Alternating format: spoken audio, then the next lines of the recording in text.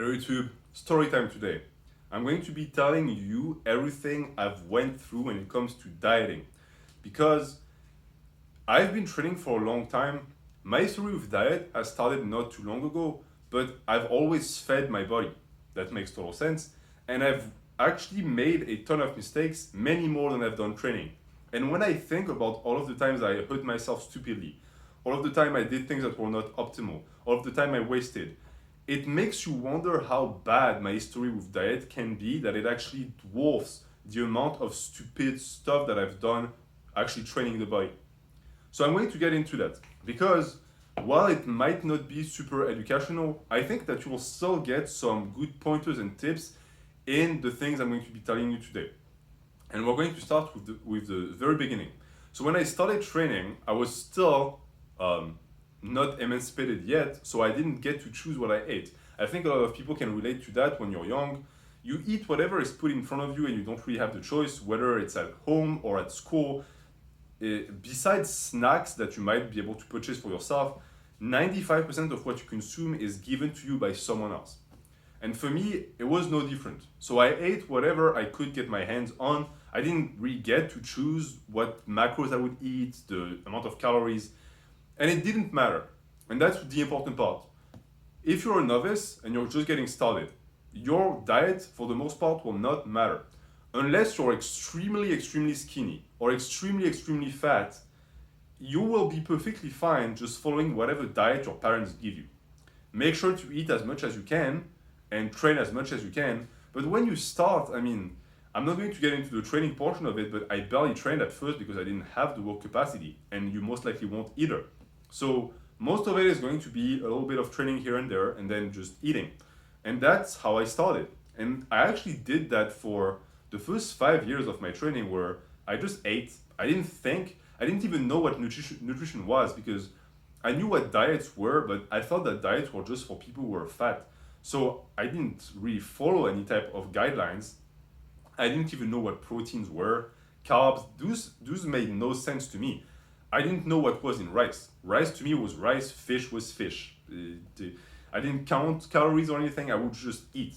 And I actually gained a lot of weight from that. I went from 110 pounds to around 170 pounds just doing that.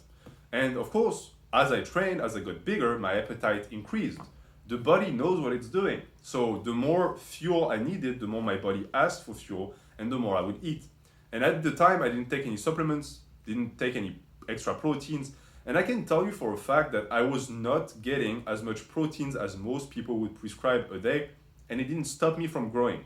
So I say that why? I say that so that you stop worrying so much about optimizing your diet. It doesn't really matter, especially if you're just getting started, you'll be fine. And that was my life for a good 5 years, where I was able to find certain ways to get in more food, but I never managed to actually properly do a bulk, meaning that I was pretty much eating a little bit above maintenance, or I was doing a very slow bulk, but it was not major. And actually, I truly think that in terms of pure lean mass, that's when I put in the most, because I didn't have a choice. I had to be patient with my weight gain. I couldn't gain 30 pounds a year. It wasn't possible. So even though I started as a very skinny young man with a slow metabolism, after my puberty was over, I was still getting a tiny bit of weight every month. And that sort of added up to me having, I would say, a half decent physique by the time I was 20. So that was, from the time I was 15 to 20, I didn't cook for myself. I didn't have the choice to what I ate. I just ate whatever. And that's the slow bulk portion of my lifting career. Then when I was 20, I left my country and I went by myself with no friends, I knew no one, and I arrived in the US of A. And that's when I started actually having to feed myself for the first time in my life. And I was in this complicated situation that I think college students will be able to relate to. I was in a dorm that didn't have a kitchen, that didn't have a fridge, and therefore my only option to eat was the cafeteria. But I think the food of the cafeteria might have been made of gold, because the price was insane. It was the most expensive food I've ever seen in my life. It wasn't even good or good quality. It was a complete scam, and most dorms are complete scams. You'll find out very soon.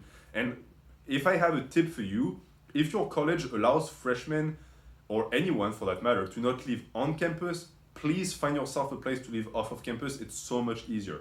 You might miss out on dorm life depending on the type of person you are. I personally didn't think it was that great, but if you want to make those gains, living in the dorms is going to make it very difficult. So I have to find a way because I was broke, couldn't afford the food of the cafeteria, and I couldn't cook for myself, which is the cheapest way to actually make food. And the next best thing I found was Subway. I actually had a Subway on campus. I knew a guy who worked there, and he hooked me up with their cards, like the member cards for the points. And it was, we managed to arrange ourselves, and I could get a sub, like a foot-long sub, for about $4, and I got a free soup with that. And I think the sub was like 1,200 calories. And at the time, I was maybe 170, as I said, and I was starting to really bulk up.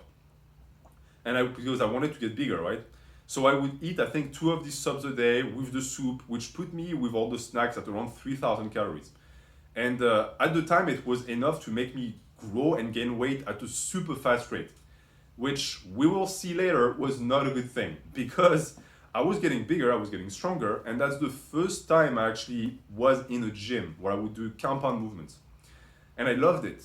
And I think a lot of novices love it. When you start the strength training programs and you're on that bulk, you get bigger, you get stronger, you're like, wow, my bench is blowing up, and you sort of get, infatuated with that. But in reality, you're not really getting that much muscle, or not, at least not as much as you think you are. And I was in that boat, and I think a lot of people are in that boat. And I sort of did that for a year. And after that year of Subway every day, I'm sure it wasn't healthy. I hope I didn't damage my health too much. But Subway every day, it really goes to show that I eat like a dog because I'm still not bored of these sandwiches. I would still get one. I would get the meatball one with extra mozzarella. It was super good. So that's what I ate for a full year. As far as vegetables go, I would get the free spinach, like they have spinach in the things. I would get a ton of it and eat it on the side. And then I moved to my own place. And when I moved to my own place, I started cooking. And even though Subway was cheap for the calories I would get, cooking for yourself is always cheaper. And if you're an adult, please cook for yourself. Don't be one of those adults that always gets takeouts or have someone cook for them, especially if you're a male. If you're a male and you're going to eventually get married to a woman, she's not your mommy. Okay, you have to be able to feed yourself. It's embarrassing when I see guys who are 28 and who can't cook. So I started cooking, and as for anyone who starts cooking, it was a disaster. I would burn my chicken. I would overcook my rice. I ate overcooked rice for like 2 years. But I didn't care because I finally could make my own food. And at the time, I was still broke. So what I would eat was chicken breasts, white rice, spinach, and olives. And that's all I would eat. Sometimes I would get dark chocolate, but in terms of calories and macros, this is the only food that entered my body for a full year. Never cheated. I didn't have the money to go to a restaurant. So that was all I ate. And that's when I started really gaining weight. Why? Because it's cheap food. So I had access to it in large quantities, and I would eat 6 times a day or something like this. And I gained a lot of weight. And that was when I was 21 to 22. And I think that's when I started being, I think the Subway year got me from 170 to like 200. And that year, maybe 170 to 190. And that year I was way above 210, 220. That's when I really was up in weight. Which, that's the weight I am right now. But at the time, my body fat was all over the place. And so that's all I ate. All day. And I remember one time, I don't know why that flashback came to my head, but a police officer came to my house and I was eating rice, and he had to come back several times because one of my neighbor was involved in shady stuff, and he would always catch me eat rice, and so the police on campus called me Rice Man for a long time. But as far as weight gain goes, I eventually had to move out of that place, and I moved to a new place where I took that diet and I kicked it up a notch because I started making more money. So I had more money for food, and I started eating eggs, bread, things that I couldn't afford before. I mean, bread I could have, but I ate rice instead. I started eating fatty meats, fatty tuna, beef. I couldn't eat beef for 4 years. So the second I could get my hands on beef, I was eating a lot of beef. And that's really the most disgusting year of bulking I've ever done in my life. Because I would eat 12 eggs a day on toast. I would eat pounds and pounds of beef. I would make myself spaghettis. So what we call in my language la spaghetti bolognese. So it's with marinara sauce, spaghettis, mozzarella cheese, and beef. The most caloric stuff you can find. I would make pounds of it. And I think I would make something like 3 or 4 pounds, and I would eat it all by myself.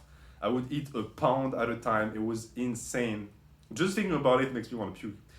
And at the time, I was force feeding, but the vicious thing about force feeding is the more you force feed, the more your body gets used to it and it becomes the new norm. So at first, those 12 eggs were just, I was just full and feeling disgusting. But after a while, it becomes the norm. And it's not good. When you force your body into new normals like this, it means that it doesn't like it. But that was the peak of my body dysmorphia.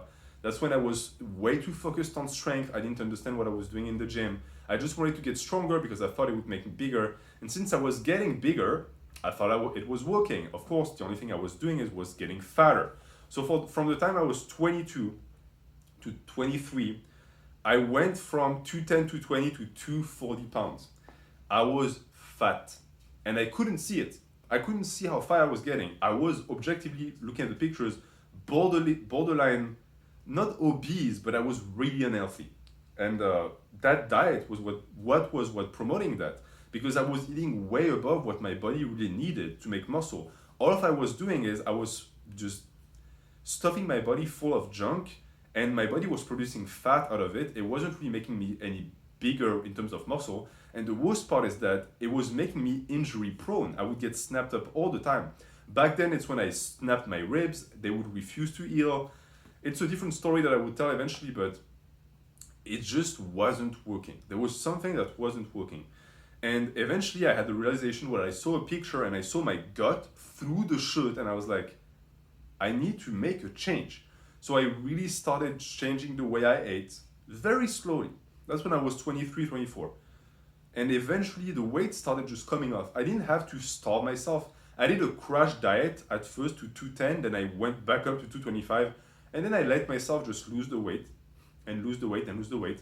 I moved out of that place into a new house, and my body slowly started to change. And I was lucky enough at the time that in a sense I was still too addicted to food, or rather my body was so used to eating so much that I didn't really have the chance to cut down my calories immediately because my body just wouldn't let me. So I had to slowly get sober off of that diet. So my calories just slowly started to dip, very slowly. And my body slowly started to change. And from the age of 23 to the age of 25, I went from 240 to 210 with massive improvements in my the composition of my body, right? The body fat percentage, everything.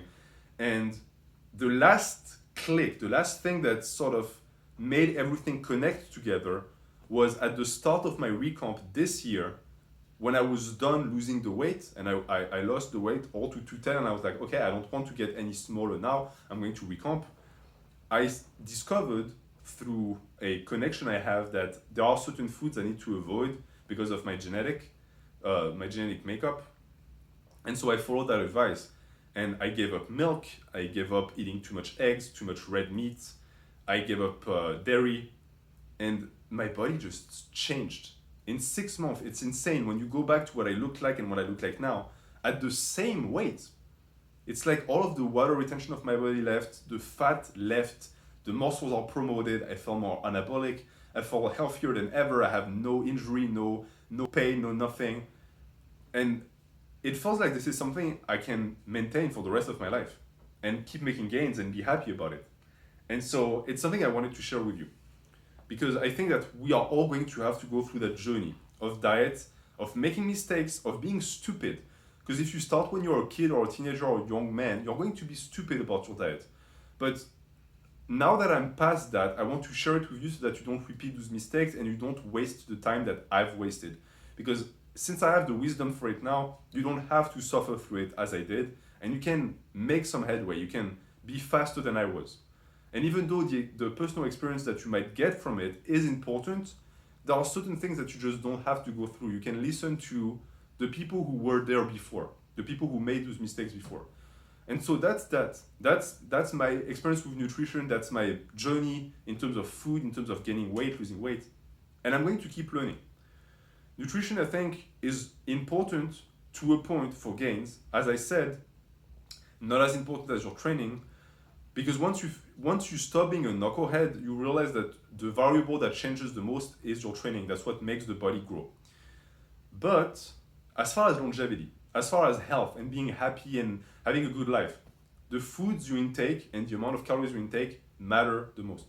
So truly pay attention to that, get in touch with who you are, and I would suggest you follow the advice I give you, even though I don't have all of the keys in hand yet. Anything I say because I think it's beneficial for you. So I'm going to leave you with that. If you have some crazy tales of dieting, let me know in the comments. I always love those crazy bulking stories. Have a great day and take care of you.